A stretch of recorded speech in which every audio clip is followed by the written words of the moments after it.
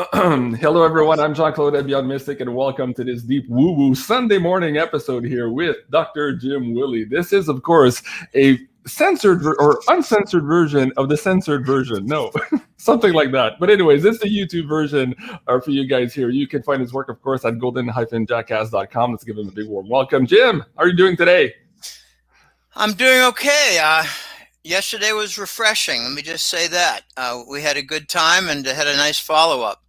I appreciate very much what you do and how it promotes my newsletter. And I'm in a transition right now, and it's a little nerve-wracking, but I think I'm going to be okay, especially after the response yesterday.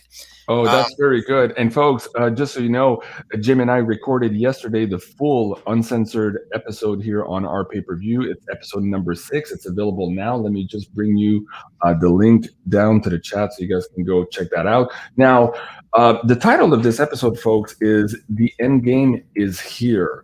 So we're going to touch a few of those subjects here today on the YouTube video that, you know, is permissible with some of the algos, but please, we do recommend you go see this full episode to get the context of what we're talking about here. So the link is now in your live chat. And of course, a lot of you have already seen the video yesterday who are members of our Insider Access Pass. So thank you so much to all the Insider Access Pass members. And also thank you for everyone who took the call to action here and to help Jim bridge the gap here with some of these payment processor issues he's been having for the last couple of months, which were absolutely detrimental to his livelihoods. Detrimental is a mild word. Devastating. Mm-hmm. 80 to 90% reduction in income stream. Devastating. Okay. Yeah, I put on my little glasses. By the way, these are 1.25 magnification Walmart. They're not prescription. So, you know, you could go like this and you don't distort anything. Right. You don't, I can't keep that still. Anyway, that's the test. You do this and you okay, look, no change, no change. Okay, that means there's no astigmatism corrected. It's strictly magnetism. And that was to check out lovely Jenny. When you have a babe down there, I like to see some details. All right, let's go. Let's go. You know, it was funny the other day. I think it was with this poster or something in an episode. There was a comment in my inbox on YouTube, and somebody called me. Should I even say this? You can spell it. You can spell it. No, somebody called me. What did they say? A frog, S-U, a C-U. No. Oh yeah. I was gonna say no. It was 3 words. You French frog. C-U-N-T. And I'm like, wait, what? Hey, where does that come from? That's not exactly my image of you, JC. I'm like, where'd that come from? I'm like, first of all, my understanding of the frog thing has to do with this old story of wives' tales of the French people in France eating frog legs, hence their nickname, the frogs. And I was like, well, wait a second. I'm not from France. I'm French-Canadian. It's completely different. So you got it wrong to begin with. But then the other word, the C-U-N-T, I'm like, oh, this person in their insult, they're actually giving me a compliment, because if you go back on the word C-U-N-T, it comes from country or mother, motherland. Like it's a big word meaning encompassing smaller things. So I'm like, okay, maybe this person who was trying to give me some shit. All right, let me give you my interpretation, which involves the old sod of Ireland, or I should say of Ireland. I can put on an accent, you know, but it's not a very good me. We mither. My accent needs a lot of work. I need to spend a good deal more time, like a month in an Irish pub in Dublin. They say Dublin. Okay, here's my impression. C-U-N-T is an Irish term to mean a country property that's not big enough to become profitable. Okay. A small farm property that, if you're lucky, you can do some subdivisions on it and sell it and make some money, but it's really not profitable to farm. They call that a C-U-N-T. Okay, let's move on. Now, oh, by the way, you wanted me to mention what F-U-C-K was. Yes, because you asked me during the show. I'm like, oh, what the hell is all that about? I don't know the etymology of that. So what's F-U-C-K? Okay, 100 years ago, 150 years ago, a long time ago, out in the Old West, if they had a guy who was hanged, for some criminal offense. Then he got buried in a poor man's cemetery, like a public cemetery, pauper cemetery, whatever you want to call it, pauper's row. But if it was someone who committed rape of a woman or multiple women, they would put F-U-C-K next to his name for the shame of eternity being buried, because it stood for unlawful carnal knowledge. Okay, so carnal knowledge is a nice way of calling it for rape. Well, yeah, wait. Unlawful carnal knowledge. But what's the F? 4. You said, 4. Okay, gotcha. For unlawful carnal knowledge. I did not know that. I saw that in old movies. I said to my dad when I was in high school, God, look at that, Dad, they have F-U-C-K on the headstone. What's that all about? He said, for unknown carnal knowledge, Jim. Okay, well, That's good to know, Pops. Good to know. And it never left me. All right, let's move on. Okay, hold on. There's somebody in the chat asking, JC, where's the Cliff High interview? It's right here. This is on our Insider Access Pass members forum right now. Cliff, David, and I recorded this yesterday. Absolutely amazing episode. We got into some topics, of course, that prevent me from putting this on YouTube. So later, I'm going to also be uploading this to BitChute free for everyone. But if you are already an Insider Access Pass member, you have access to this. And just below it as well, because we recorded this one earlier in that morning, is that interview with Jim Willie. So guys, go check that out. Now, today, Jim, I wanted to talk to you about this Evergrande situation. Well, first, there's two things. There's a couple of things we can talk about this episode here. We can talk about all these roads that are leading to the same place here towards this end game. We can maybe highlight the ones that are easier to discuss here on YouTube. And we can also bring in this China piece here of Evergrande and how perhaps there's dominoes here that have started to fall in the background and how all of that ties in here for the audience. Where do you want to start, Jim? Really up to you. Well, I want to start by bringing up an email. Oh, shoot. I can't find it. Maybe it's in my... I had an Evergrande discussion. Here it is. Good. It's from Tuesday. Oh darn! It's not really. Jim, okay. Hold on. Jim, hold on just a second. Ken has a new acronym for F-U-C-K. Read that on the screen. I can't read it. Fornication under consent of the king. F-U-C-K. Oh, that's good. I like that. Okay. Keep going. Sorry, man.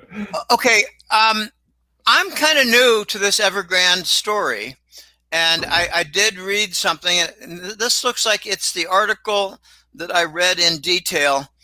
Okay, here, just to begin with, here's some of their problems. They have $305 billion in debt. They have $7.5 billion in bonds due next year. They've already seen a 75% haircut. No, it's likely an expected 75% haircut to bondholders. They have 1.5 million unfinished properties. Now, I don't assume that they're all buildings. They might be, like little items like 5-unit, 6-unit apartment buildings. Who knows? Mm-hmm. And they have an 85% drop already realized in their stock share price.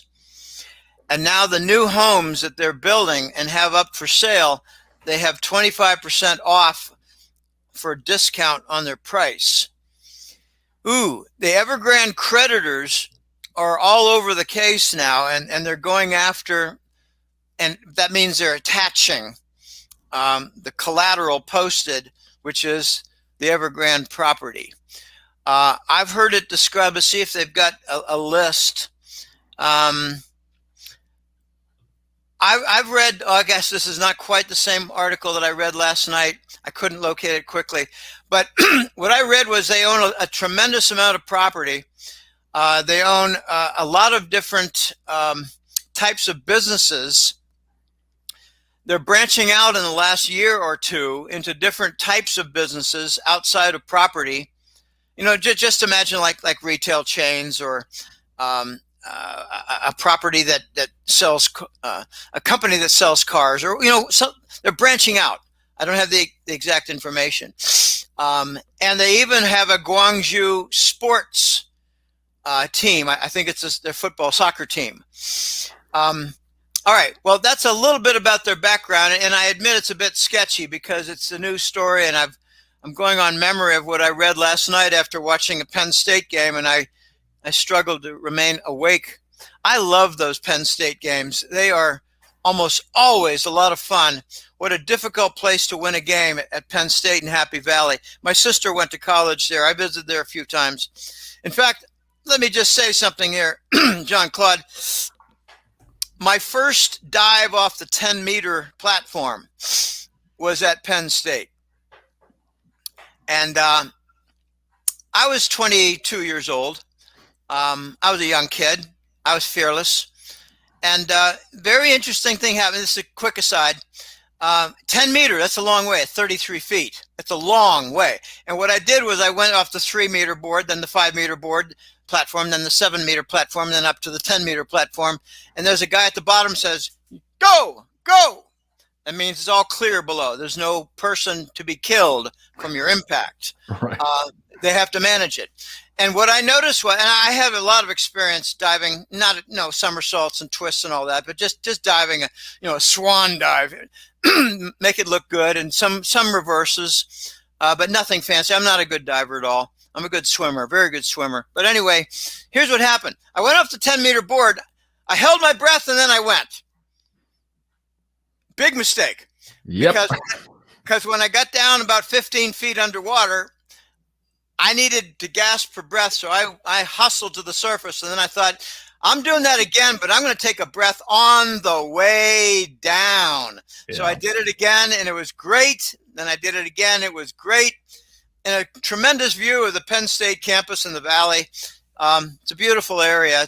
It's just very awkwardly located. All right. 10 meters, man. That's a high platform. It freaked me the fuck out in high school. I didn't like those high dives at all. Oh, they're fun. You just lay it out, do a dive, and then when you're on your way down, cover your head. It was the backward one that I just couldn't do it. I don't do them. No, I don't do. I do them on the low ones, the little 1-meter boards. Yeah, yeah. Okay. All right, back to Evergrande. Yep. There's a lot of talk about parallel between Evergrande as a trigger event and Lehman. Yeah. And I agree, except that it's not really the paper market per se. Okay, let's just focus quickly on Lehman Brothers. Everything that Lehman Brothers did that was fraudulent, Goldman Sachs and JP Morgan did double. Double. But they found that Lehman Brothers was the easy target because they weren't really one of us. And they managed to slam AIG and capture that so that Goldman and JP Morgan got 100 cents on the dollar for the broken bonds that defaulted. It was a crime scene. They basically strangled Lehman Brothers and did not pay for bonds that were delivered. That was a crime scene. Mm-hmm. And the unknown piece, the unheralded piece to that was that 6, 8, 10 months before, China announced they were going to sell a lot of Fannie Mae bonds, and that triggered the Lehman incident. Not in the news. Was there also a connection to silver with Lehman? Like any book that they had that JP Morgan took over after the fact? Do you know? I think that was a Bear Stearns story. Bear Stearns. Okay. And that was a few years. That was 2003 or so. But I'm going on memory. It's been a lot. There's been a lot of water under the bridge since then. For sure. I mean, I'm in my 17. Actually, I finished 17 full years with this newsletter, and now oh my gosh, I'm no longer a young man. This is very interesting. Hi, Ronnie. You're looking nice. So Lehman Brothers was about the mortgage bond market. And it was about the MERS, the Mortgage Electronic Registry System or Service, for registering the titles so that there would be no fraud with the mortgage bonds assigning titles because it's secure stream. But the MERS turned out to be precisely at the center of the crime scene. It managed the fraud. There was an average of 2.5 times the usage for each title. So it was a giant crime scene. Okay, I could go on for an hour, but I'd rather not, because I wanted to bring up the point that Lehman was about mortgage bonds. Now, Evergrande is about property, and they're probably more in the commercial bank lending arena than they are bonds. But I don't really know. This is going to be something that we have to learn, because there's a very big distinction. If Evergrande has, let's just focus on one building worth $1 billion, okay? A big building worth $1 billion. Let's just, keep to the argument. Well, if a commercial bank has the loan on that, then the commercial bank has the right to seize the property because it serves as physical collateral to the billion, or let's just say it's like a $700 million loan on $1 billion property. So that's kind of how it works. Not exactly. It could be much more complex the way, depending on how they structure the loan. But I'm talking about simple terms just to make a point and get the discussion going and get the thinking going. If it's a commercial loan, the bank's the only other person in the room, the only other party in the room. They're called a principal. They could seize the property if there's a default. And it doesn't really harm the economy, because the commercial bank will then take ownership. And what you have is, instead of this owner, you got that owner. Mm-hmm. But what they might do is they might liquidate and just fire everybody in the building and say, we don't want the renters. We're going to empty everything. And it doesn't make any sense, because that's an income source. We don't want office rental income. What? Of course they do. So they're probably going to have some continuity desired. My point is that if it's a commercial lending situation, then it's not going to have a huge economic impact. But if the default occurs because Evergrande didn't have adequate income, then the bank will not have adequate income either.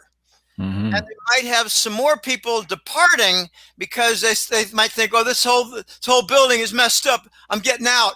I can get a more secure office over there. So there's going to be a little bit of flight. So the commercial lender is going to be in some trouble, and it could amplify, could get worse. All right, that's one scenario. And the ripple effect could be, all right, if this bank is in trouble because they're the lender, they're not going to be able to lend as much to other viable companies. So there could be a ripple effect, might be large, might be small, I don't know. Mm-hmm. For the other borrowers to the same landlord banker for that $1 billion building. Okay, so there is some collateral damage, but I think it's quite limited. Now, if it's a bond, then the buyer is in the bond market. It's a bond investor. It's a very different situation. And that brings us into the Lehman picture. I call it Lehman, but it's really JP Morgan, Goldman Sachs, and Lehman as the small third element to the corrupt pie.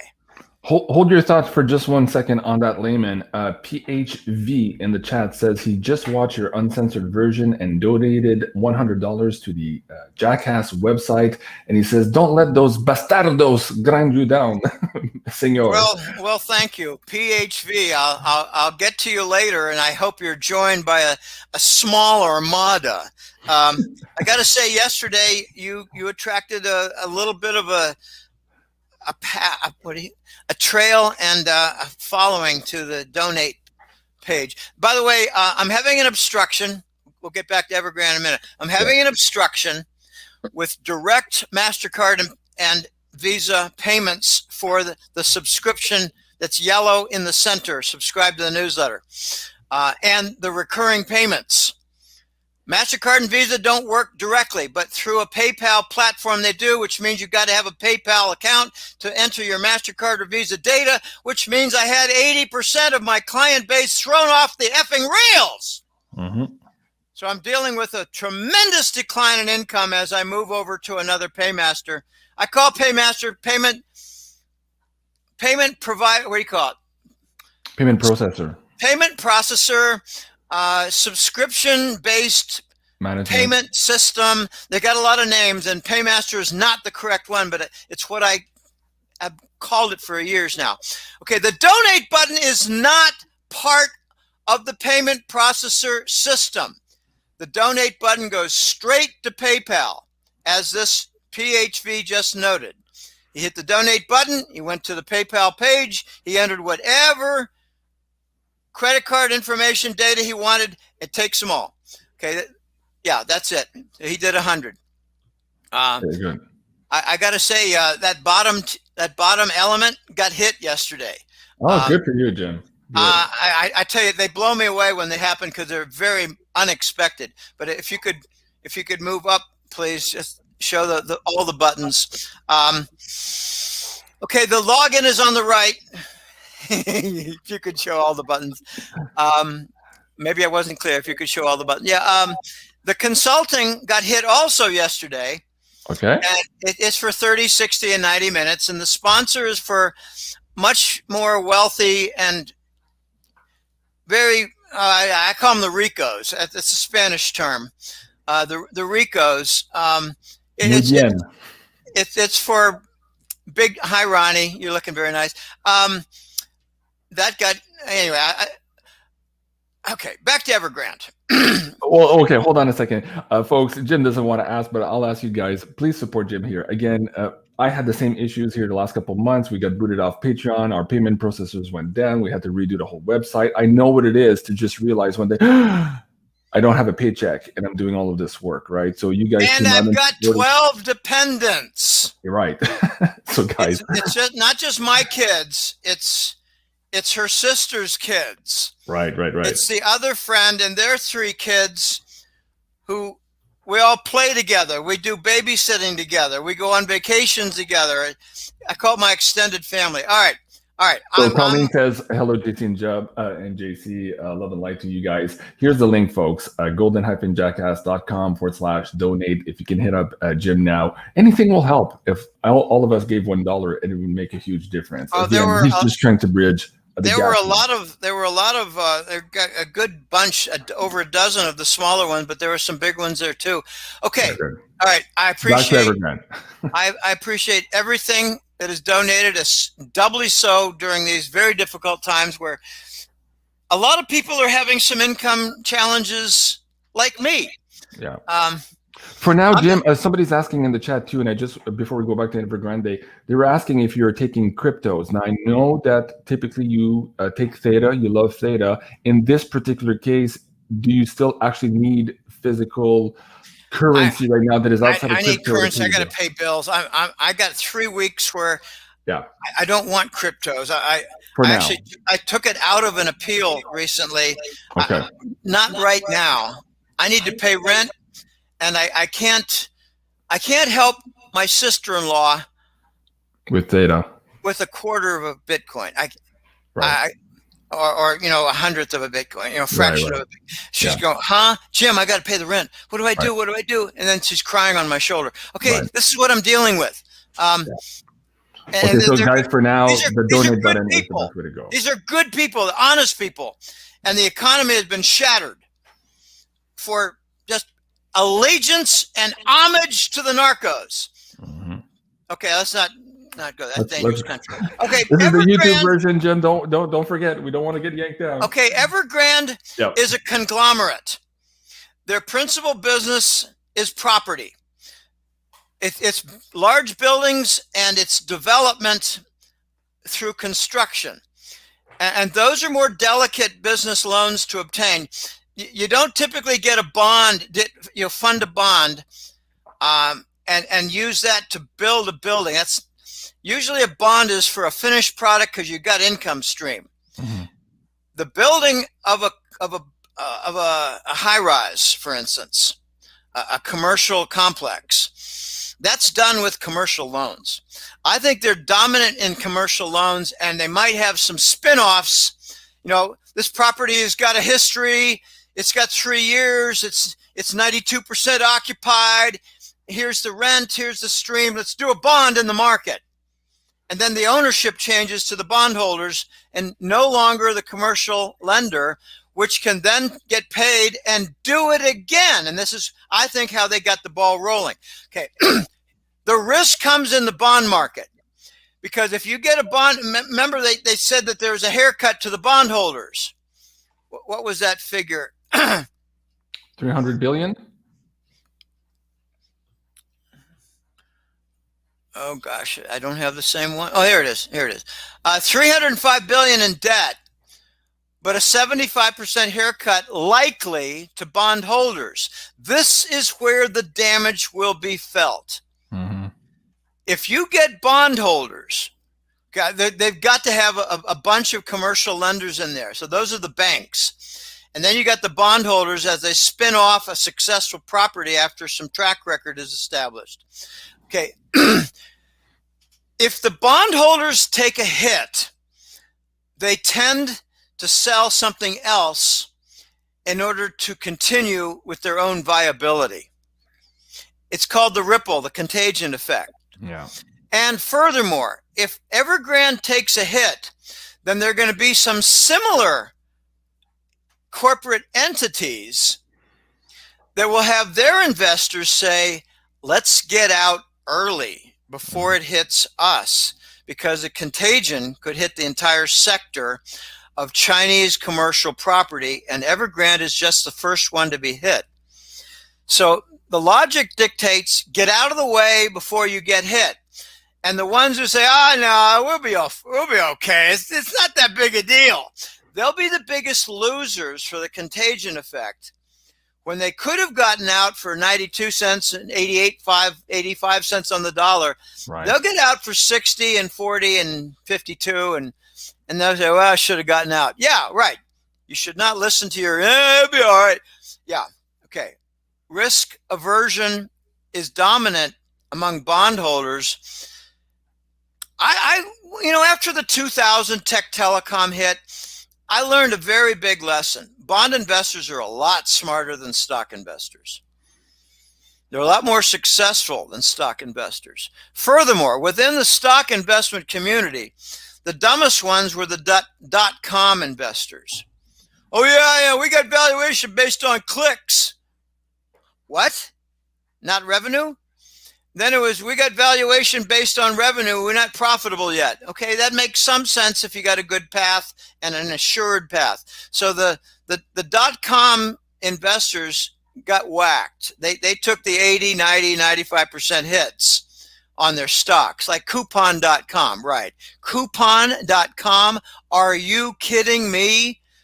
When you say the website valuations were based on clicks rather than actual revenues, that's kind of like a pandemic based on no actual deaths. But anyways, that's another topic we can't talk about here. I don't understand that.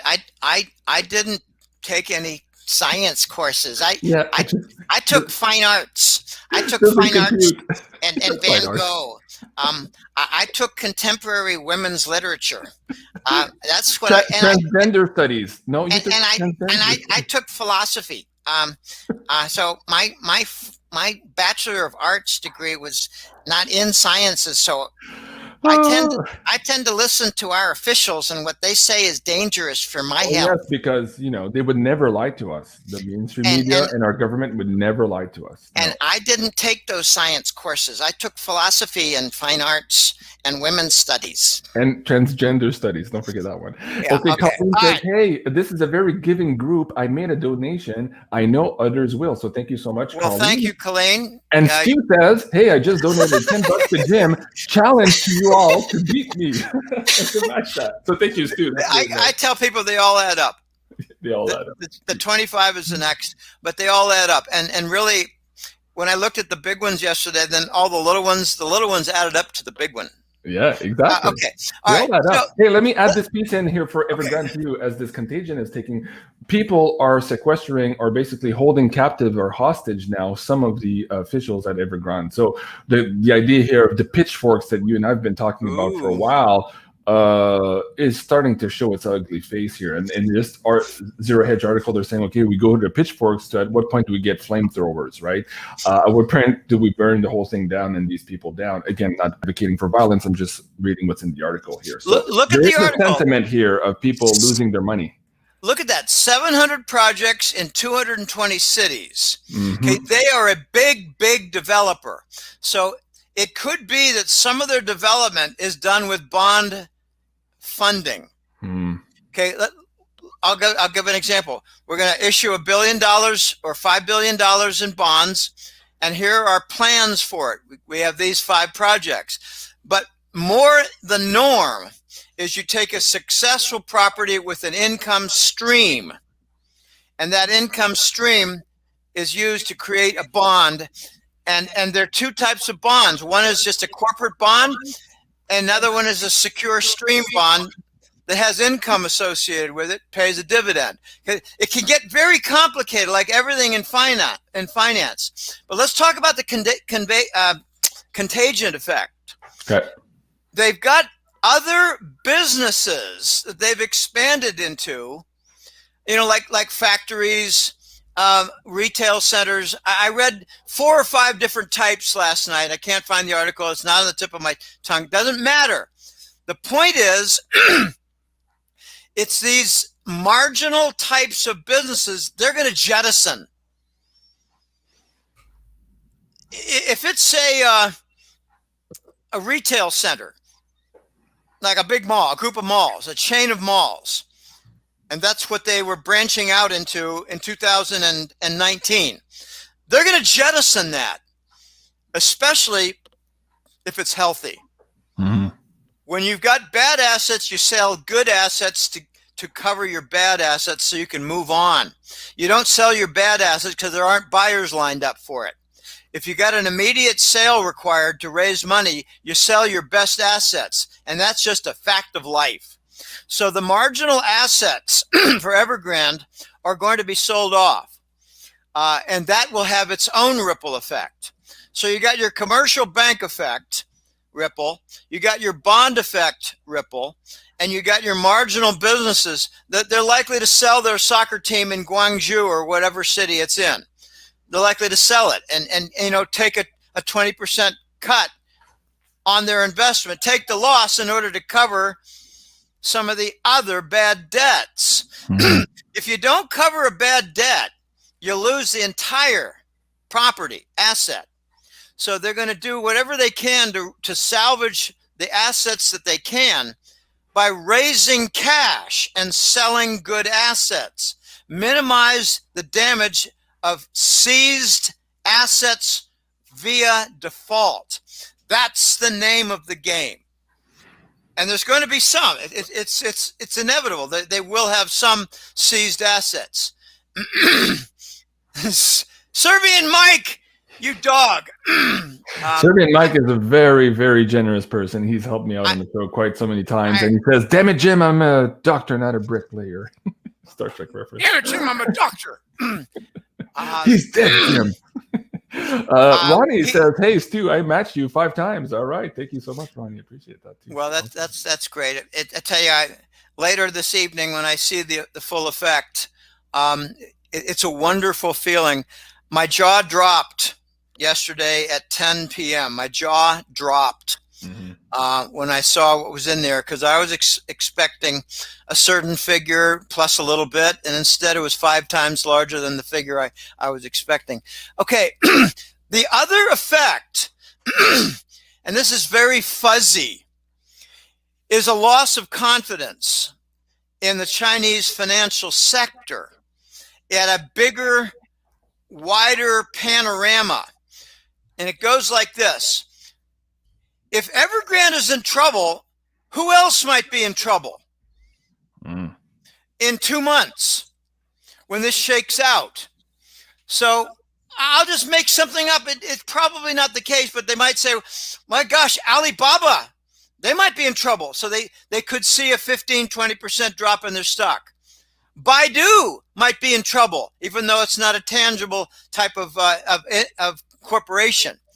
But what you get is a loss of confidence for the entire arena in which Evergrande operates. And how that played out in the U.S. stock market was the mortgage bond got hit with Lehman Brothers, and you had the theft and the criminal activity of J.P. Morgan and Goldman Sachs, but the whole stock market went down. Why would the whole stock market go down when there's a mortgage bond problem? Well, confidence in the system, confidence in the underwriting of corporate bonds, which is real, improper usage of corporate bond funds to buy stock, which is real, abuse of corporate bond funds, very real. In other words, you got smoke in one room and you're wondering if there's going to be fire in the other rooms. Okay, that's how it works. Loss of confidence in the bigger financial picture. Don't be surprised to see the Shanghai stock market go into a 2 to 3 month decline. And it could spread to Hong Kong. Okay, this is the contagion effect. Confidence lost. Tangential businesses, all interwoven. And then you got the confidence which crosses the fences. This is very and interesting. that confidence is shaky as hell as it is right now. It doesn't take much to knock it off kilter. This was David Morgan printing this on his Twitter earlier today. Like, look, this is China right now. And of course, he's referring to printing to try to get maybe that contagion or contained, that Evergrande contained. And if it were the Federal Reserve and the Department of Treasury, it would be more like a river. Is that... Okay, that looks like a small spew. It's too small of a spew. Yeah, you're right. When it's $1 trillion, it comes out as a paper river. Right. Hey, okay. I've got confirmation here. Thank you so much, Serbian Mike. Jim and I were talking about, we've heard other people say that Evergrande had properties here in Canada and maybe North America, but we hadn't seen anything in writing. This one here, Guangzhou Evergrande buys historic resort in Canada. And holy shit, that looks a lot like Chateau Montebello. That's close to where I live. What is this? Purchasing historic railway hotel, rural Quebec, according to reports. Rural Quebec. Oh, there you go. It is. Yeah, Chateau Montebello. Wow, this is a classic log castle. So log castle. I'd love to see a picture. Yeah, I'll bring it up here on the screen. So thank you, Mike, for that. Okay, I'll bring that up for you guys. Okay, that is probably going to be sold if it's doing well. Okay, it's ironic. If it's not doing well, it won't be sold because you won't find a buyer quickly. They need to find buyers quickly in order to raise funds quickly, to pay off debts quickly, to minimize the seized assets. So if Chateau Montebello is doing very well, then you might find some wealthy Toronto types step in and buy it quickly. For a small discount. Yeah. Okay. Here's a picture here of the main hall. You can see all the log and the woodwork here. It's absolutely beautiful. Sarah and I were there a couple of years ago in the winter time. They have all of these amazing winter activities there, including the dog sledding. And just next to Chateau Montebello is another place called Park Omega, and there they have these basically glass cabins that you can rent, and you're living in the wilderness in this wolf pack territory. So basically you have 20, 30 wild wolves surrounding your hotel room in this glass kind of, anyways, it's absolutely amazing. You have layers, like you got an air layer so that the glass has an air layer, then glass and air layer for insulation purposes? Probably. Yeah. Let me see. I'll bring a picture up of that too for the audience. So I guess what you're saying is the wolves will pick up some new concepts for bedroom activity. Right. That brings new meaning to 4 on the floor, I suppose. Very much so. Okay, let's leave that alone. Yeah, let's leave that alone, Jim. You're a funny guy, man. Okay, let me bring this up. So here's some examples of these hotel rooms, which again, it's not all glass, but look at the upper one on the right. You got a person feeding a wolf. No, well, it's right next to the window. She's just pretending to touch the wolf. Oh, it's a window. Okay, it's a window. Okay, yeah, sorry. yeah. It's like these pictures here, like they're right there. Yeah, isn't that cool? I find wolves fascinating. They are absolutely. Okay, hey, tell me, why is Montebello an Italian name on a chateau in Quebec? Yeah, I don't know. I don't know. And this was part of an old, in French, called seigneurie. What would be, so how, oh my God, how we developed Canada, we gave out parcels to these lords, basically. So Montebello was one of those original seigneuries, in French is the word. Anyways, fascinating topic. So thank you, Mike, for bringing me on that link there. But anyways, if you guys are in Canada and you haven't seen this chateau or this Wolf Lodge cabins at Omega Park, check it out. Let me bring a question to the table. If Evergrande has their problem in China, are we likely to see a problem with BlackRock, State Street, or Vanguard? Yeah, where are the tie-ins between those guys? I don't know that they're interwoven, but as far as that sentiment goes, there might be the impression that, I'll just make one up. It might be the impression that BlackRock is way overextended, and they could encounter some of the same problems when, the lights go out, or the car runs out of gas, whatever analogy you want to use, for a very sick economy that's been stalled by lockdown and tremendous consequences that will be answered later. Let's just leave it that way. Oh, okay. So JW12, a small donation to Jim. Thank you for your info. Yvonne. So merci beaucoup, Yvonne. And thank you everyone for donating. And if I missed your comment, they're just scrolling too fast, but thank you. I'll try to bring them up on the screen when you do. So Señorial. Yeah, so this is what it's saying here. The Quebec luxury hotel is built on the grounds that was once a 17th century seigneurial estate, so a seigneurie in French, acquired in 1675 from the West Indies Company by Bishop Laval, the first bishop of Quebec. Wow. West Indies, that's the Hong Kong connection with and prominent HSBC. Papineau family. So there's the Papineau, but I was trying to get to the Montebello part. Oh, you're right. Why do they call it Montebello? Of course, it's on the riverfront. The Belle Eau in French would be the beautiful water.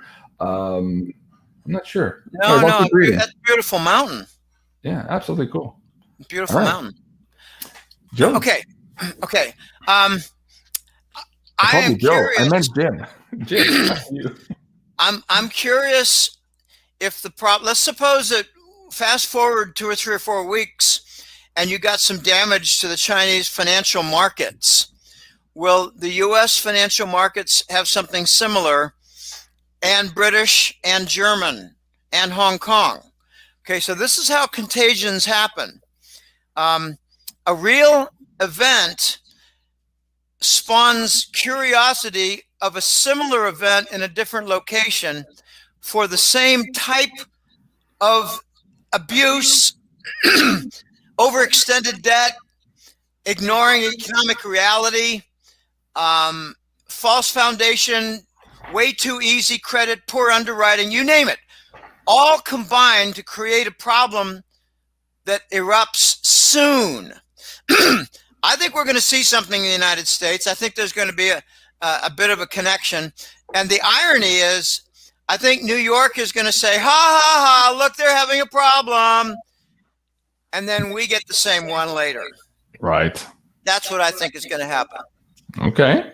But okay, hey, Jim, we're 45 minutes in. We spent quite a bit of time on Evergrande. Maybe for the next 15 minutes here, if you want to briefly touch these connecting roads that are all leading us here to the end game. Of course, maybe put emphasis on some of the roads that are easier here to speak of because of the algos.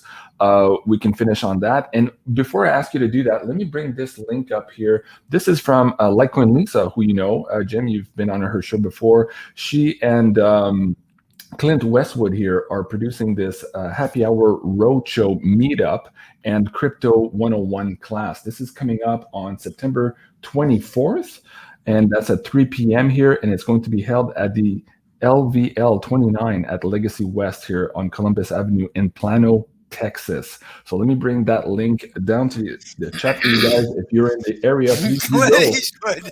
and support Lisa and Clint Westwood here in this amazing I crypto was thinking. meetup. I thought it was Eastwood. I'm sorry. Westwood. Westwood. Okay, Yeah, I'm sorry. Those guys are great. They have a weekly show on Lisa's YouTube channel. I thought they had the guest of Clint Eastwood, the movie star. Okay, That'd sorry. be cool too. Go ahead. Hi, Make Lisa. my day. Hi, Lisa. Okay. There was something that happened, and we talked about this in the last show. There's something that happened way back in the second week of August, correct? We talked about this, did we not? Yep. Okay. So we covered the gold and silver pathway, and it's very interesting, and it leads to higher prices and prosecution for past misdeeds by the bigger players who interfere with that market. Let's just keep it nice and gently described. Right. There's a whole lot more going on with the pathways. I think we're going to see a restoration of justice with respect to the battleground states and the election. The audits are done. Their information's coming out. I'd rather not touch on that right now. Yes. We've got information about how the digital dollar could appear in one or two different forms. This is not a clear path. I don't think we talked about this a lot last time, but we did touch on it. The main emphasis last time for me was gold and silver and the restoration with remedy to the silver price and make it right. Mm-hmm. The digital dollar is being obstructed. And honestly, I don't like to bullshit. I find that when I bullshit, I create problems 10 minutes later and 2 days later. And I don't like that. I don't like problems. All through my professional career, I've been honest about what I can and cannot do. Mm-hmm. And it has served me well. And I've actually, on a regular basis for the annual review, Jim, here's how you did for the calendar year 1994, 1995, 1996, or to your anniversary date when you were hired in September, that sort of thing. It always mentioned professional integrity. Every single one of them. Mm-hmm. Because I would tell my manager sometime, I don't know much about that. Let's bring in John. Let's bring in Mark. Let's bring in Susan, because they're more knowledgeable about that particular area. But the other three, I feel like I've got some expertise in. So let's call a meeting. And that's how you get it moving in a good direction, rather than, well, Jim bullshitted and we ran with it for several work days and we got into trouble with our clients. Now we got to repair and undo a bunch of things. I never went there. Never. And it was kind of nice because I had only a few areas I didn't know much about. Hey, Jim, hold that thought for a second here. I want to address this comment in the chat. This person, Troy, says that he sent you a consultation request and never heard from anyone. He says he's tried to contact you, and it always says try again later. So I don't know if this is going to spam maybe, or if there's an issue. But at any rate, Troy is giving you a phone number here. So can you write that down, Jim, and maybe after the show, make sure you can contact Troy Randolph to make sure that this goes through. And folks, sometimes, with IT stuff, it does go into a weird black hole, and it doesn't mean that we're ignoring you. It happens on my show a lot too, and with the booking form, sometimes they just go to spam. So there you go, Jim. So Troy Randolph, and the number's there on the screen. Okay, I'm going to do a quick search. Okay. Because I'm an honest broker. Come on, bring it up. And thank you, Troy, for mentioning that. I wanted to bring that up on the screen here because shit does happen. And so if you guys don't tell us, sometimes we just don't know that there's something broken in the background. Okay. I have no recorded $400 payment from anyone named Randolph. If you have a So it could be that he used a different username or a different email with a different name. This happens to me sometimes too when they say, hey, JC, I paid for an episode. And I'm like, I can't find you. And then like, oh, no, I used a different account. So okay, well, we'll figure that out. yeah, I can call him. You've got his number anyways. If you all right, and if you're saying that you paid with PayPal, then you have to inform me, but there's no $400 lever in the donate button, so it'd have to be 2 times 200. Anyway, we'll resolve that later, but I don't have any record of Randolph paying. Anyway, all right, let's move on. We'll resolve that. Okay, thank you, Chuck. So back to these roads leading to the end. By the way, I've got over 100 consults that have been completed. Very good. In a year and 8 months. Wow. They're actually quite fun. I did one 2 days ago. 2 years ago. I did one 2 days ago. Okay, all roads. The digital dollar. Okay, just think of some simple concepts. And I'm honest here. I don't know exactly where we're going with the digital dollar. There's a digital dollar that the Federal Reserve, that the Department of Treasury, the U.S. government, I can't remember the name. It's a 4-letter acronym that stands for the digital dollar. The central bank issued digital currency, so CBDC is what you're talking about. And the Bank of International Settlements 3 years ago put out the report that the U.S. was testing what they called the Fed coin, and Canada was testing their CAD coin. This was their initial testings to basically set up the backends and the APIs in our banking system here in North America. Go ahead. The 2 principles of digital assets are decentralized power and full transparency.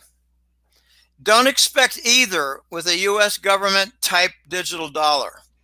They're going to put it under Wall Street control, and they will not show you much information. So you won't get the transparency, and you won't get the decentralized. You get the opposite. You'll get a carbon copy of what is in Basel for the Bank for International Settlements. I expect that we're going to have continued battles. I'm a bit repetitive on this because every month I'm looking to learn a little bit more, and every month I'm a little bit frustrated because there's not a lot of information. It's like the ones who do know what's going on, the ones who are planning a fraudulent system, don't want to let you know what their fraud is. And the honest brokers who want to get the transparency and the decentralized aspects to it are frustrated that they don't get a lot of information because the fraud kings are running the meetings. We know what a legitimate system would look like. We'd like it to move in that direction. But I keep hearing over and over again, we have battles among the lawyers and we have murders among the players. Mm-hmm. And what comes out of these information tidbits is the only way we're going to make progress is if we kill the other guys. And this is like the Old West. This is very bloody, very messy. But let me just remind people of something. Neil Keenan was a bit of a hero 6 and 8 years ago. Mm-hmm. It was about the old legacy gold-backed bonds. And he was murdered. They finally killed him. There was a bit of an impasse, and then he suddenly showed up, or someone who looked a lot like him showed up, and the voice wasn't quite right. And he had a turn of opinion. So this is what happens in big games like this. They get murdered and replaced, and then their entire narrative, their entire perspective, their entire philosophy changes. Their directive changes. No one pays a shit bit of attention to Neil Keenan anymore because it ain't Neil Keenan anymore. There's games being played. There's a lot of nefarious activity. I'm not exactly confident of this next thing I'm going to say, but I'm just going to tell you this is a real big possibility. Okay. It's the golden dragons and the white dragons. Now, for those who aren't clear about who they are, we've been talking about the white dragons for the last 6 or 8, 10 years. I have. I learned in 2012 what they were, how they had 110,000 tons of gold, how they had some various lending and various activities following World War II. I'm not talking about the, what is it, Yamashita gold? It's hard to get the Japanese names completely straight. A big gold hoard put in the Philippines where all the engineers and construction people were murdered because they didn't want anyone to know where it was. Mm-hmm. This is really ugly, ugly high finance and war. Mm-hmm. The white dragons, to me, are the diplomats for the golden dragons. They're the ones who attend the global meetings. They're the ones who share what the plans are going to be all about. The golden dragons own a lot of gold, but it's a trifle compared to what the golden dragons own because they're golden. The white dragons are reported, the voice told me this 2012 and 13. You're going to see a gold trade note in the next few years. It's going to take a while. We've already seen semblance of that.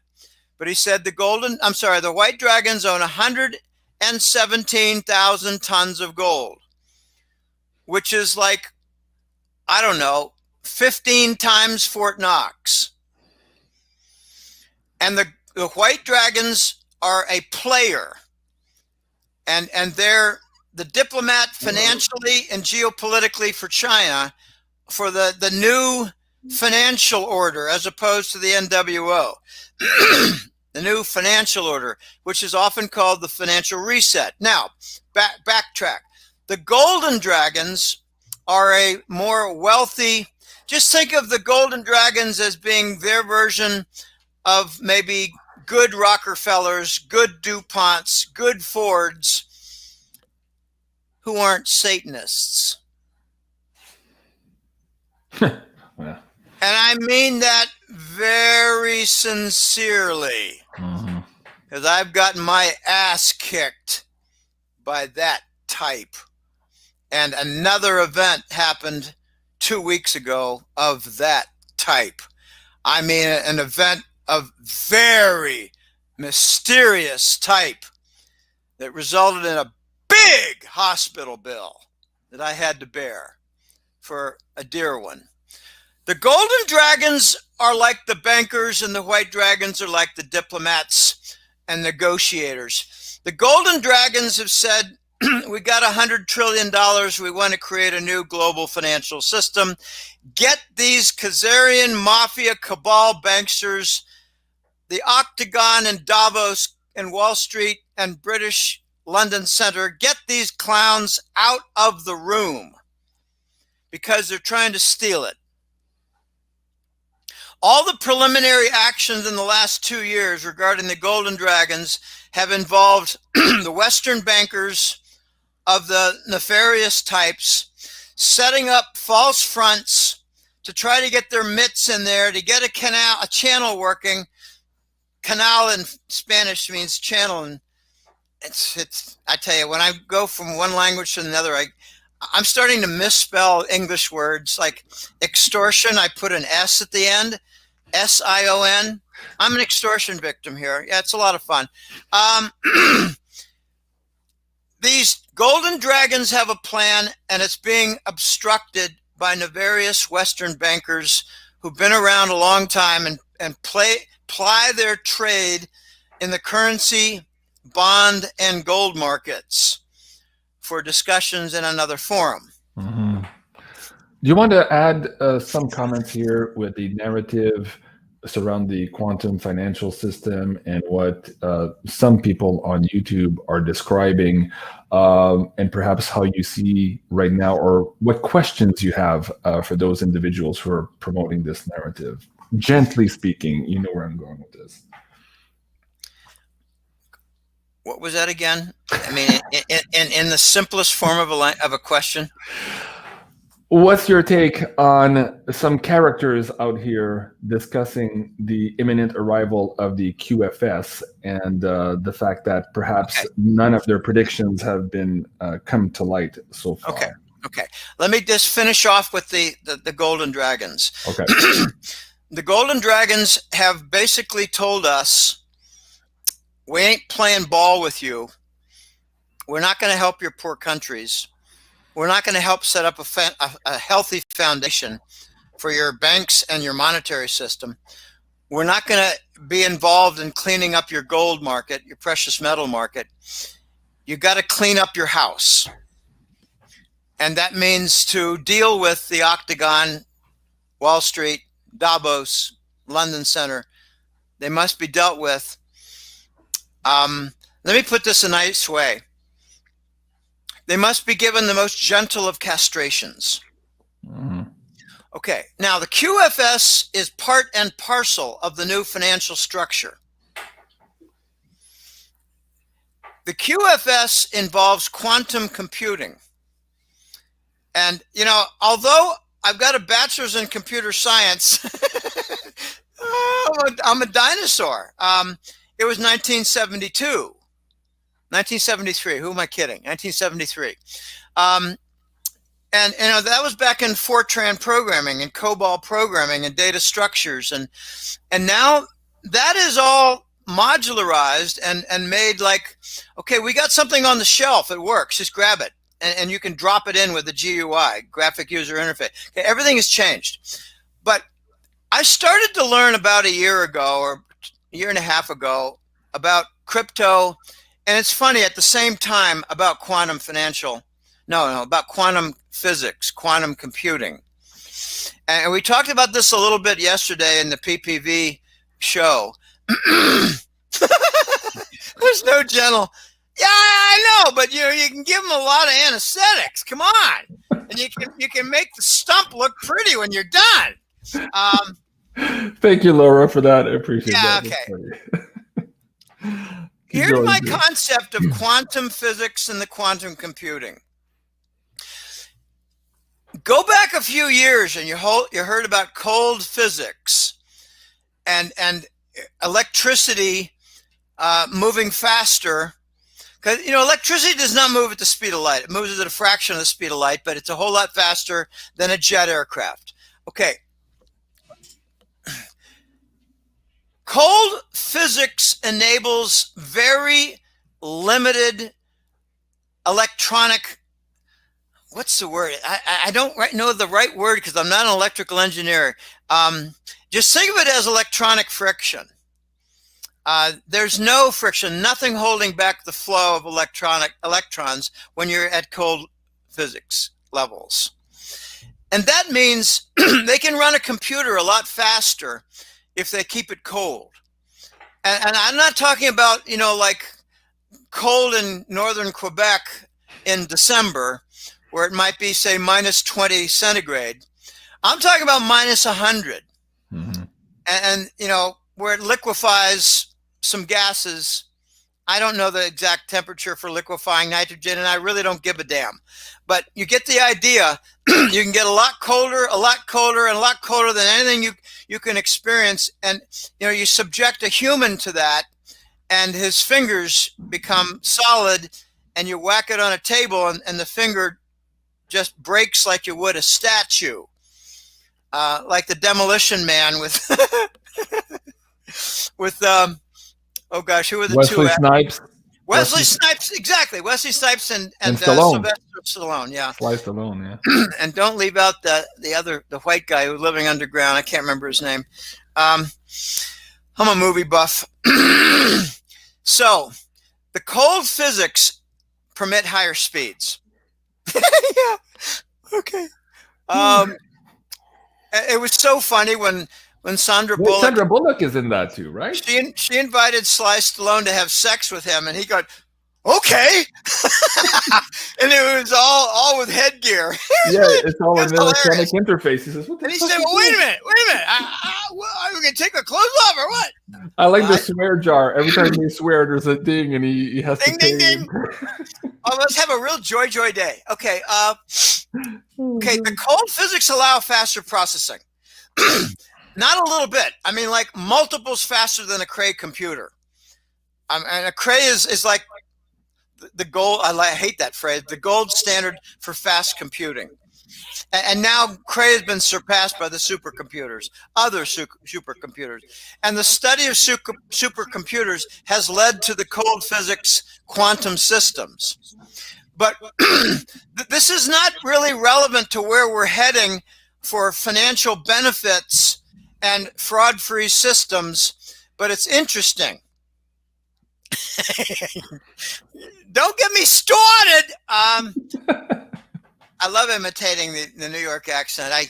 I haven't gotten along. Being 20 years in Boston, I've not really gotten along with New Yorkers very well.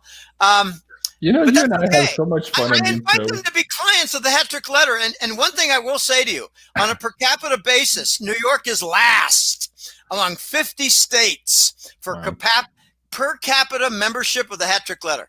Okay, so they're the paper merchants. Okay, here's the point about quantum computer system, not financial, computer systems. They have simultaneous programming. You can do multiple programming tasks. And I always ask the question, on the same data set? Woo! That's like having 4 cooks in the kitchen making a turkey dinner. Well, one hand's in the gizzard of the turkey. Where the other hand? Okay, it gets complicated. And I give the Library of Congress example. Suppose you only know the name of the title of a book and the author, and you want to go find that book, and you've got acres and acres of Library of Congress stacks of books, and you need to find it. And you need to find it in less than 5 minutes. Well, you could do the sequential method, which is the current computing system. Start in the stack number 1, then go to stack number 2, then 3, etc. Or you can use the quantum system and say, all right, let's get 80 people out there and spread them out and go search simultaneously. And agent number 52 found it in like a minute and a half. Okay, great. Task successful. That's how the quantum system works. So imagine you've got the quantum system working, and the task at hand is swift transfers. You got a lot of transfers coming out of New York City. You got a bunch coming out of San Francisco, another financial center, London, Frankfurt, and Hong Kong and Shanghai. Those are financial centers. Okay, before, the SWIFT system would say, let's put them all in a row. And, you know, we're all equal for finding a place in line. And let's do them. One, then next, and the next, and the next. But the quantum system would say, let's do a whole bunch simultaneously. It's not a great example. It's probably not accurate, but you get the idea that when you have simultaneous activity, you can get a lot more done and a lot more quickly. So the quantum system is going to allow for a lot faster things, tasks. And here's some of the tasks.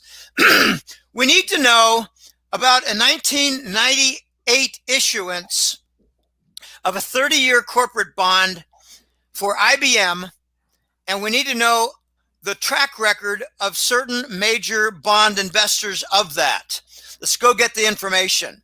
And we have some suspicion that a particular, let's just say Goldman Sachs investor sold his bond twice. Do we have record of that? Fraud? Okay. You do it on the blockchain, you get your quantum system out, and it's probably doing 15 other simultaneous type queries. Now here's where it gets into the political realm. John Q. Smith of Los Angeles is wondering how he voted in the Newsom recall, because when he went to the voting center, he was told he already voted. So he wants to know how he voted because he's real curious. Right. So he goes to the blockchain. Okay, I'm getting silly here, but there's going to be a lot of fallout from that California election, and I hope we see some fallout where big trees land on people. Okay, So, Hey, Ronnie says Jim and JC should have a morning show. What do you think, Jim? Do you want to do a morning show? You remember Regis and Kelly, or what was the first one before Kelly? Who was Regis that? and Kirby, Regis and Philbin. No, we didn't. no, Regis Philbin. But who was his co-host? The other woman before Kelly Ripa. Guys, help us out in the chat. Anyways, it would be Jim and JC in the morning show. I go back to Johnny Carson and Ed McMahon. Here's Johnny. I know. But then it was Skitch Henderson, the musician. Okay, I hope someday. This is a personal note. I hope someday to have a show where it's got sponsors, where me and my co-host sidekick make good money. Mm-hmm. I would like that. And have a complete uncensored, unfeathered. Oh, uncensored. What we want. Know, yeah. Could you? And it would be online, but then it'd be attachable to television channels. Yeah. That's coming. It's already here. It's just being held back because they can't control it. They won't allow it. Okay. There's a whole lot more going on with these digital currency systems. And I will say this, and I'm a bit repetitive because I'm bringing to the table what I do know and feel confident about it being accurate. China's going to run with this. They've already got a regional network of China, Japan, and Korea. And the other Pacific Rim nations are going to follow that trio and their lead for setting of rules and for honoring the payments. So it's going to be like transaction protocol, payment protocol, and rules. Like, if you're a violator, you get one chance, the second chance, you're dismissed for 3 months. Okay, rules. You got to have rules, and you got to have protocol for payments. Those are the two big elements of a region that's going to be digital based. I learned that months ago. And what I expect to happen in the United States is that Wall Street's going to try to set up rules that favor them and permit their fraud. And it's not going to fly. So it's not going to have much following. And it just really, I say not going to fly. What I mean by that, there won't be much traction. There won't be much volume. It will not be a successful movement because it's going to have the wrong managers and the wrong rules and some distrust all through it because they don't want decentralized and they don't want transparent.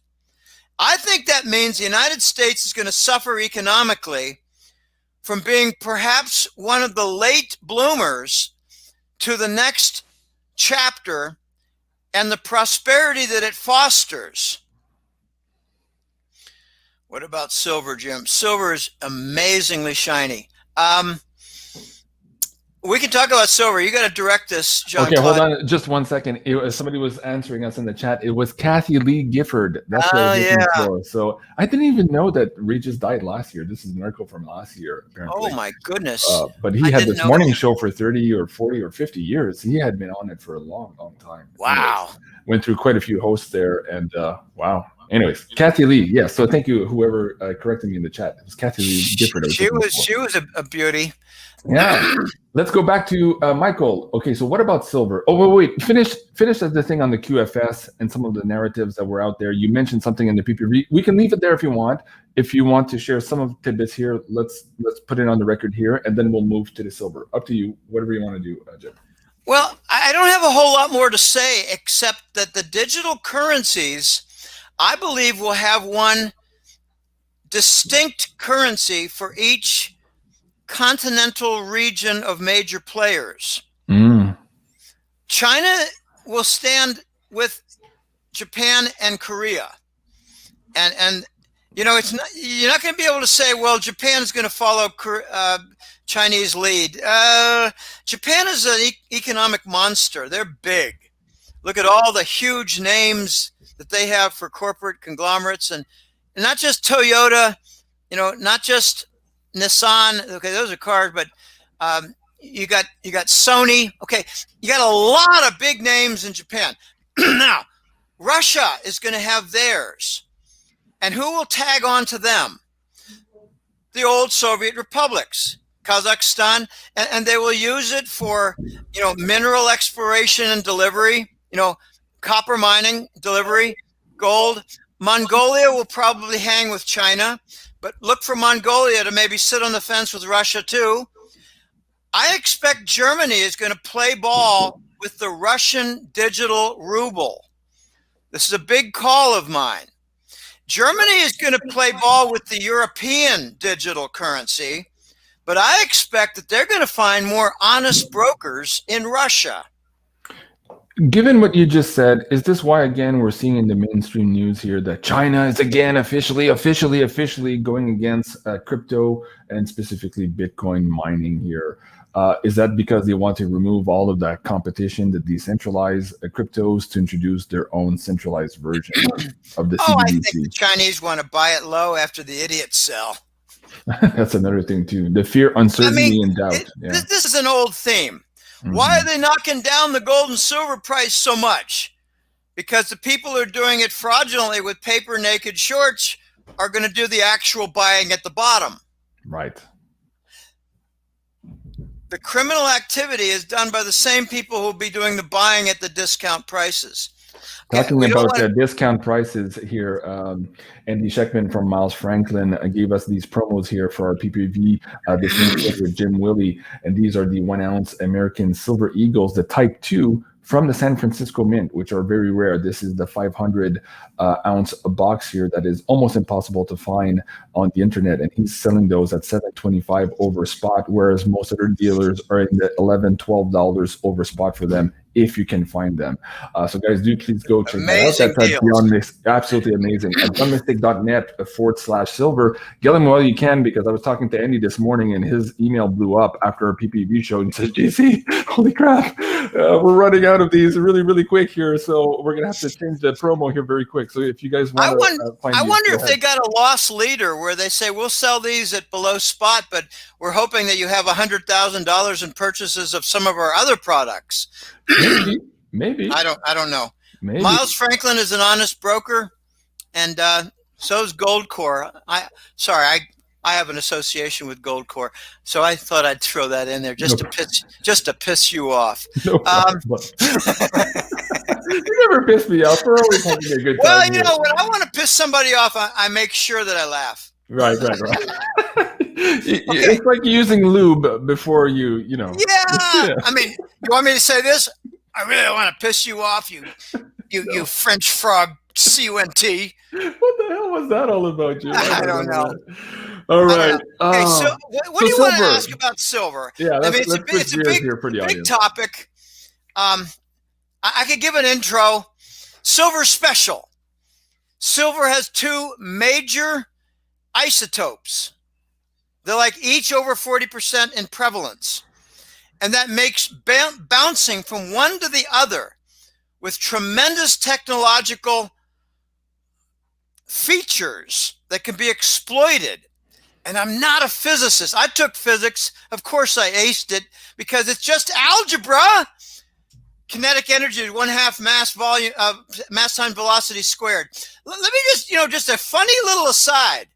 Why is it 1/2 times mass velocity squared? Because we're so infinitesimal compared to the speed of light that when you take the Taylor expansion of velocity that's slightly bigger than 0, the energy is 1/2 mv squared, and it's not EMC squared.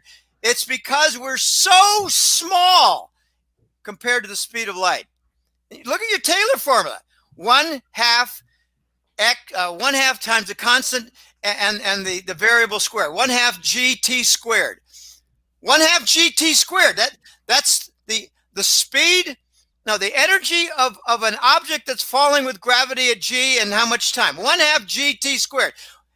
It's all okay. Anyway, physics is simple when it's all math, but when you get to the nuclear and you get to the electromagnetic, Woo! I'm out of the room. Thank you very much. I'm getting back to algebra. Thank you very much. Well, when you were getting into the two isotopes here of silver, you're getting into woo-woo land. And Cliff did talk about this with David Morgan yesterday on the show, where the silver guru meets the silver root. This episode is available now for the Insider Access Pass members. They have the priority access. I'll be reposting that very shortly here on BitChute for everybody else. But do go check that out. And thank you to all the Insider Access Pass members who make it possible for me to record these. Go ahead, Jim. We're going to see silver mental telepathy avionics.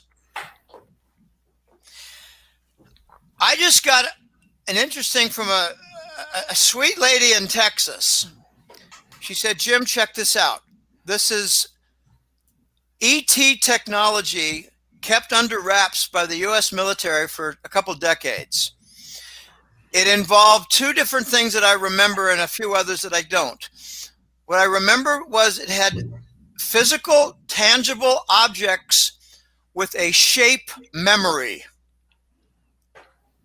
Now, remember in Transformers, the movie, they got into programmable mass? Yeah. Woo! Here we go.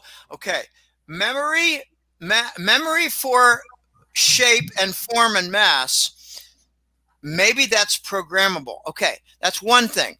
They also had substances for which they could reduce the speed of light. And my immediate thought was cloaking. Okay, we're going very close to this kind of technological breakthrough.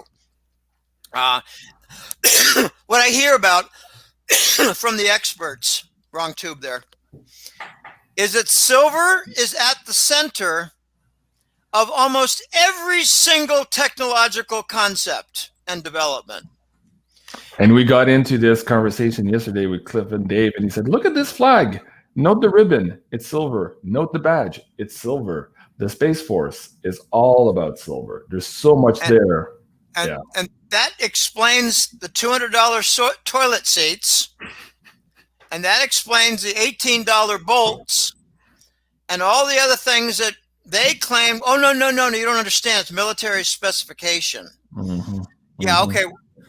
I'm going to go take a military spec shit on a wonderful $200 military spec toilet seat.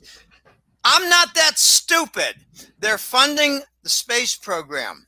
And they've been doing it for a long time. I mean, like 40 years or more. I got a client whose father was a Roswell physicist. He's got lots of stories. And the funniest story in there, just a brief quip. Einstein was the designated poster boy to go out and show his face because all the rest did not want their faces to be shown. And Einstein was the dumbest guy in the room. Yeah, exactly. Okay, now, hey, let me just handle this question very quickly, Jim. Sister Celia says, Miles Franklin never returned my request on your website. You guys should look into that. Andy and I did a show on Friday, and we explained that maybe 1 to 2% of all the rebooking forms either go into our spam, which Andy checks and resends, or it goes into the client's spam folders when we send that out to them. So maybe Sister Celia, check your spam, but if you didn't get an answer, resend that form, copy me in the email also, and I'll make sure that Andy gets back to you. Sometimes they do slip through, guys. And so if you haven't heard from Miles Franklin within a day of filling out the form, just please send it again. And sometimes they're just overwhelmed also, so I'm not sure when you send out that form, but we'll do it for you. Okay, that keep going. Triangular form that's in front of the sphere, that triangular form is exactly what's on the lapel for the Star Trek communication devices. Live long and prosper and boldly go where no man has gone before.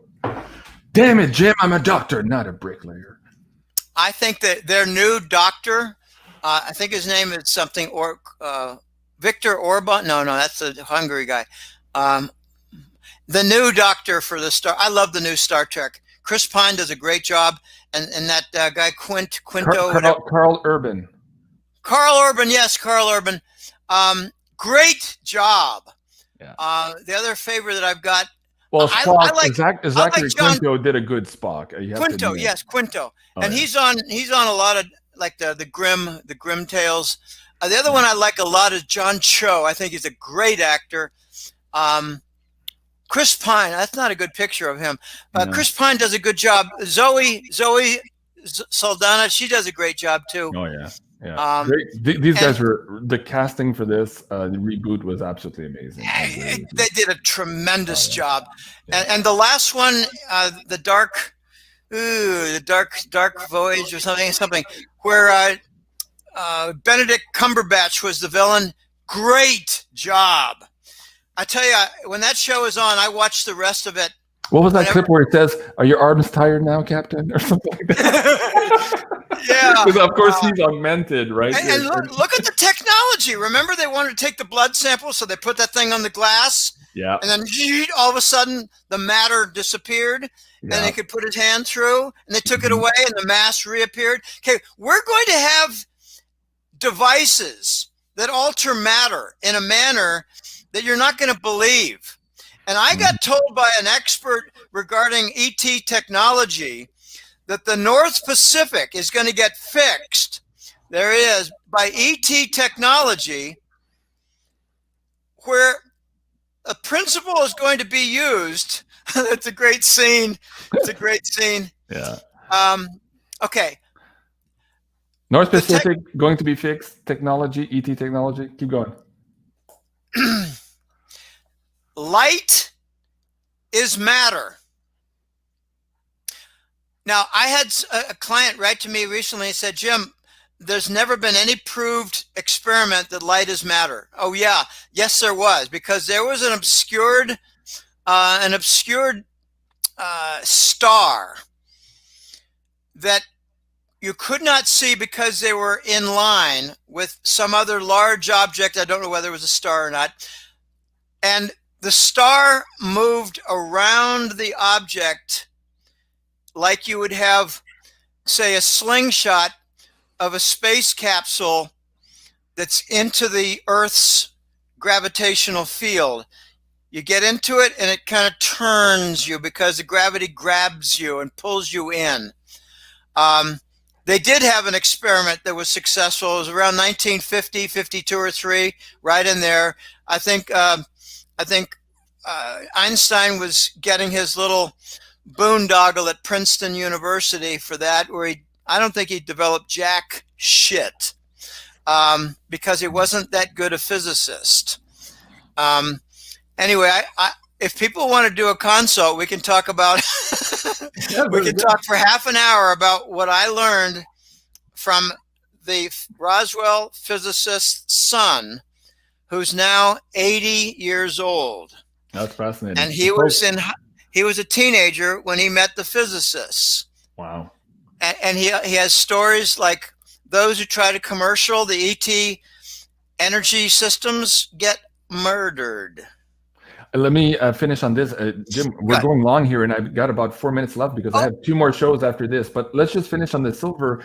People in the chat were asking, what about that $600 silver that Cliff High was predicting? David Morgan says, yeah, it absolutely makes sense. And Cliff High corrected us in this show last night. He says, $600 is not the final price. That's just a kickoff to let you know that basically the bonds of this manipulation is over, or the mechanism of manipulation is over, and we're going to eventually parity, if not surpass gold. And so, guys, again, I don't know about surpassing gold. I'm not going to go there, but the chains are coming off. That's how I describe it. Right. And so basically he said 600 here as the corn is harvested, and I'll let you guys go watch that episode to understand what that is. But he's talking about $2,000-$3,000 silver for next spring also. So yeah, good luck with that. Let me just finish the point very quickly. Yeah, we're going to use light-based machines to clean the North Pacific.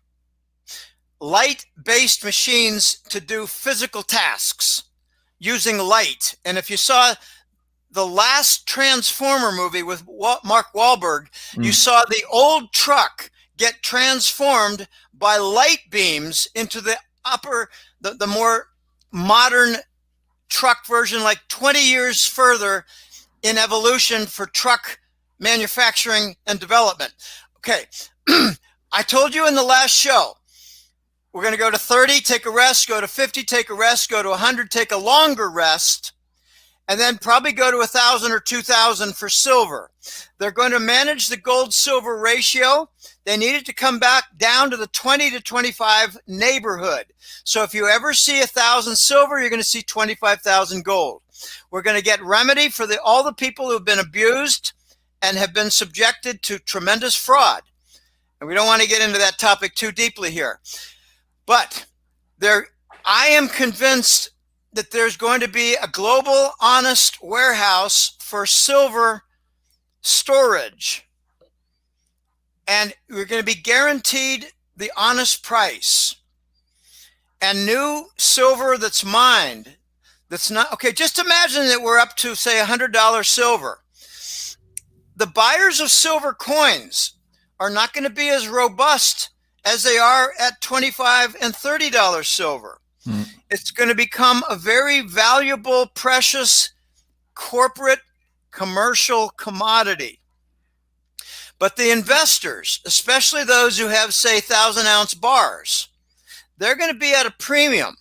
The coins, honestly, I think you're going to have numismatic interest, but there are going to be a lot of different places that say, bring your boxes of coins, we can make 1,000-ounce bar for you, because that's going to be a standard item. That's just my call. My call. There are forums and committees making decisions on where the price should be to make it full of equilibrium and full of justice. That's beautiful. Well, let's leave it on that note for tonight's episode. Jim, thank you so much. And folks, again, the coupon code for this audience provided by Miles Franklin, you can find that at beyondmystic.net/silver. And again, please go and support our friend here. He's trying to bridge the gap here with his payment processing crisis here on his website. If you can help him out. Tough. Absolutely tough. And so far, thank you so much, everyone here in the live chat who have already donated to Jim here to keep him going. If you like this content and you want him to produce more, now's the time to support us, because we're not the CNNs of the world with the happy credit cards from the CIA. It's just, two guys trying to do all of this research and put this information out there here for you guys. Real tangible products. Absolutely. Yeah, but the newsletter is viable, and donations are always welcome. Very good. And consulting, you get something. I tell you, almost every single consulting client has said, Jim, that was a lot of fun. We'll have to do that again sometime. Fine. Very good. Well, right, folks, and also please do go check out now the uncensored version of this conversation. We went into a lot more detail, especially on those other roads to the end game here, the ones that we can't talk about on this show. You can find that on our pay-per-view at beyondmystic.net/pay-per-view. Here's the link, and it's also in the description box below. So, folks, please do go and subscribe and support Jim at golden-jackass.com. And this was the somewhat censored version of our conversation here on YouTube for this beautiful Friday afternoon. Thank you so much, everyone, for joining. Please remember to like, share, and subscribe. And tonight, join us for the Wacky Woo with JSNet4. Somebody was asking earlier about the crypto and how to buy crypto. So we'll get into that conversation tonight with Joe, and also Woo Woo Dude, special guest, will be joining us there. And that starts at 8 o'clock Eastern. Thank you so much, everyone. Take care and have a great day. Merci beaucoup, Jim. Au plaisir.